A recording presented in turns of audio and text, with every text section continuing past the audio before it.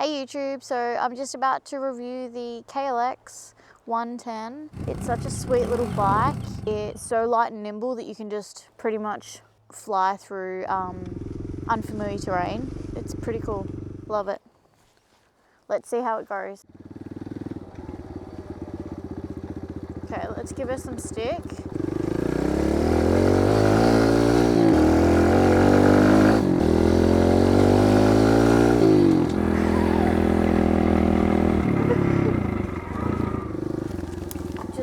Duck. This is just heaps of fun. I'm loving it. And it's so light. It makes it feel like you can just thrash around. It doesn't matter if you get a little unbalanced. Oops. Gave that a little bit too much stick and nearly a little too close to the tree, but that's okay. So this is the KLX 110. Okay, no. This probably isn't going to work.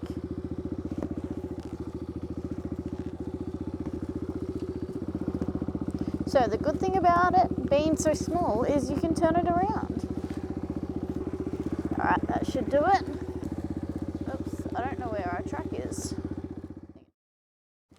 So, about this bike, it is the KLX 110. I love it. It's really light, so whoops. So if you get yourself in really wet, sticky situations like this, it doesn't matter. Okay, so this is the KLX 110 review. So far, it is such a fun little bike. I'm really loving it.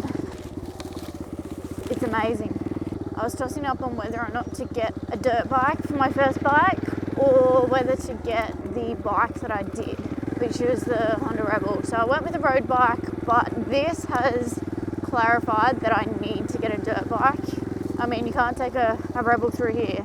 Just the amazing views that you can... Oops. Might be in second. Yeah, I was.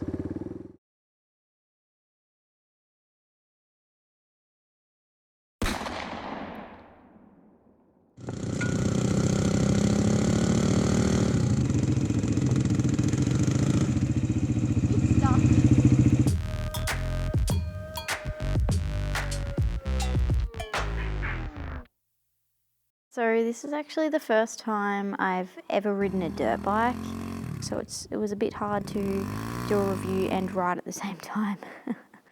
Although I suppose I have ridden the Grom off-road, which is pretty fun.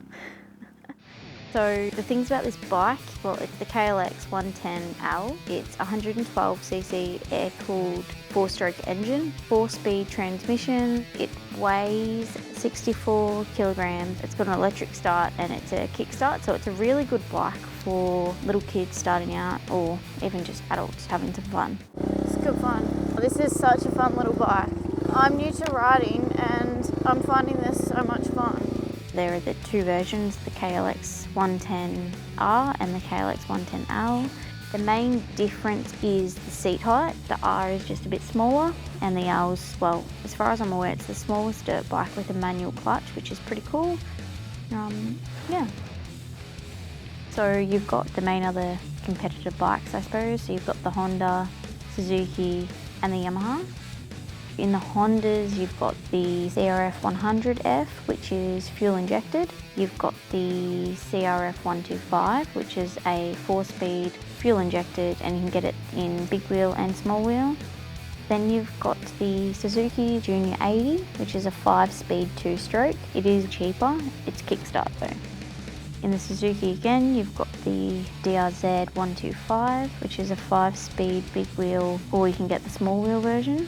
In the Yamahas, you've got the TTR 110E, and then you've got the TTR 125, and that's a 5-speed rear drum electric start, and you can get it in 2 different sizes. I'm looking at the KLX 150BF mostly because you can fully register it, so you can get it from A to B and take it off-road as well. So I was just meant to be doing a review, but this is so much fun, I'm just taking it for another spin. I think I've actually been doing this for a couple of hours and I haven't even noticed. Cool little tracks these are. Oh, that's a bit slippery. Lots of fun though. So tossing up between one of these or a KLX 150, which will be road registered too. Now it's a bit of a dead end in here, so I'm gonna swing around a bit. Alright, I'm definitely still getting used to riding with dirt boots on. I feel like I'm slowly getting used to it. This bike's actually got a little bit of a bent foot peg. So I'm only using front brakes. Well, actually I'm not really using any brakes, but it's not really needed when I'm going in terrain like this.